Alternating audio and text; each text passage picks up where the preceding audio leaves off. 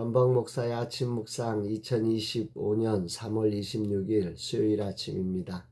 오늘은 누가복음 14장 1절로 6절 말씀을 통해서 회복 탄력성을 가진 자 되게 하옵소서, 이런 제목으로 말씀 묵상의 은혜를 나누겠습니다. 어제 중보기도 세미나 세 번째 시간을 가졌습니다.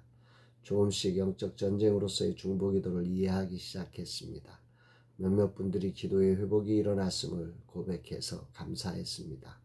그리고 기도의 집이 될 것을 다짐하는 시간이 되어 하나님께 감사를 드립니다. 오늘은 2024년 회개감사가 있습니다. 건강이 따르지 못해 시간이 많이 늦어졌습니다. 늘 라마나의 선교에 투명한 재정을 위해 헌신해 주시는 감사님께 진심으로 감사를 드립니다. 오늘 주님은 어떤 말씀으로 우리를 인도하실까? 본문에서 바리새인들은 치밀한 계략을 세웁니다. 그들은 예수님을 시험하려고 초대했고 예수님은 그 속셈을 간파하셨습니다. 1절, 안식일에 예수께서 한 바리새인 지도자의 집에 떡 잡수시러 들어가시니 그들이 엿보고 있더라. 안식일에 예수님께서 식사로 초대받아 간 곳이 한 바리새인 지도자의 집이었습니다. 당시 유대 사회에서 바리새인과 율법 교사들은 종교적으로 중요한 인물이었고 이들 지도자의 집으로 초대받았으니 이들의 모임의 아주 주된 관심은 율법에 있을 것입니다. 이들이 초청한 이유를 상징하는 단어가 나옵니다. 엿보고 있더라. 그들은 무엇인가 함정을 파놓고 어떻게 하는지를 모두가 지켜보고 있는 거죠. 그 무엇을 다음 절은 이렇게 알려줍니다. 2절에 주의 앞에 수종병 든 한 사람이 있는지라. 그들은 예수님을 시험하기 위해서 수종병 환자를 일부러 그곳에 배치한 거죠. 너무도 명백한 계략입니다. 수종병은 당시 부정한 존재로 여기고 있었는데 이들은 안식일에 수종병 든 사람을 이용하기 위해서 이 사람을 여기다 데려다 놓은 거지요.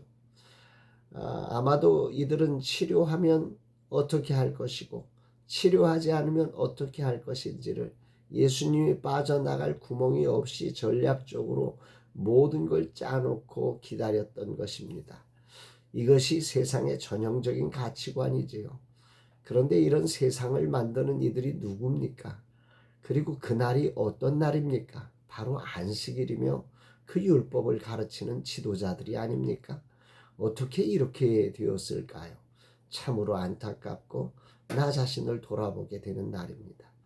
누군가 자신의 정적을 쓰러뜨리기 위해 함정을 파고 기다리는 이런 치졸한 수법을 안식일의 율법을 가르치는 지도자들이 하고 있으니 세상의 희망은 도대체 어디에 있는 겁니까? 오늘 우리 시대에도 이런 일들이 너무도 많이 일어나고 있어 답답합니다. 이때 예수님은 주저하지 않으시면서 먼저 질문하지요. 3절, 예수께서 대답하여 율법 교사들과 바리새인들에게 이르시되 안식일에 병 고쳐주는 것이 합당하냐 아니하냐.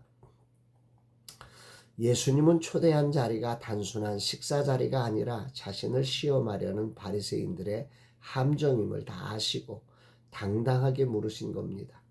세상의 속셈은 너무도 뻔하기에 약간의 욕망만 비우면 그 속이 유리알처럼 보이곤 하지요. 그들은 자신들의 함정이 다 드러나자 대답할 수 없어 묵묵부답이었습니다. 4절, 그들이 잠잠하거늘 예수께서 그 사람을 데려다가 고쳐 보내시고. 예수님은 그들이 파놓은 함정 속에서 오히려 안식일의 참된 의미를 분명하게 드러내십니다. 수종병, 즉 부종이 심하게 걸린 사람을 예수님은 치료하여 보내십니다.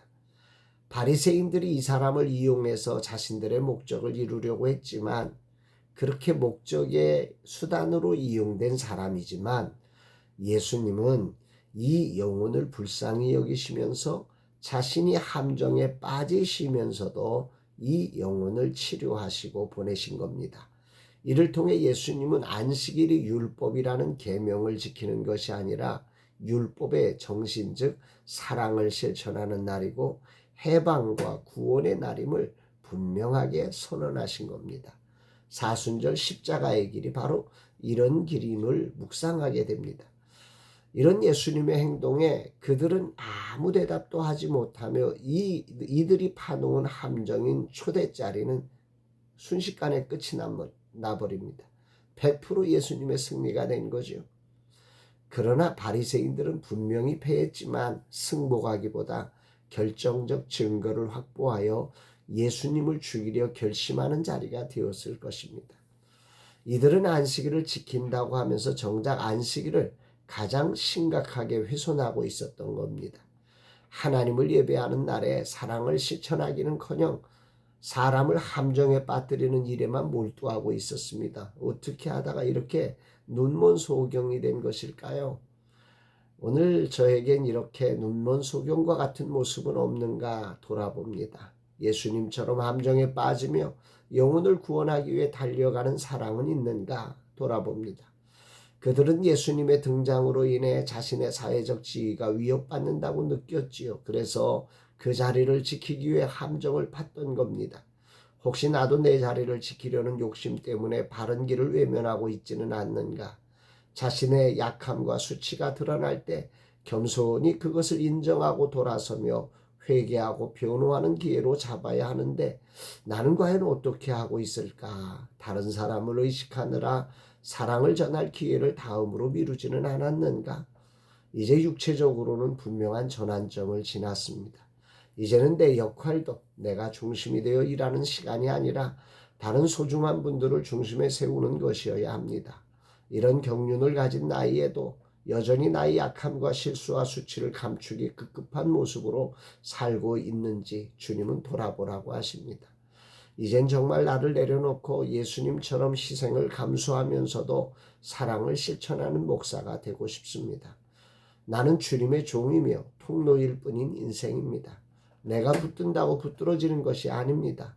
여호와께서 세우지 않으시면 세우는 자의 수고는 헛된 것입니다. 중요한 것은 하나님 앞에서 그분이 원하시는 자리에 거해야 하는 거지요. 잘못된 것이 드러나면 그 실수를 겸손히 인정하며 돌아서서 주님이 원하시는 모습으로 되돌릴 회복 탄력성을 가진 자가 되어야 합니다.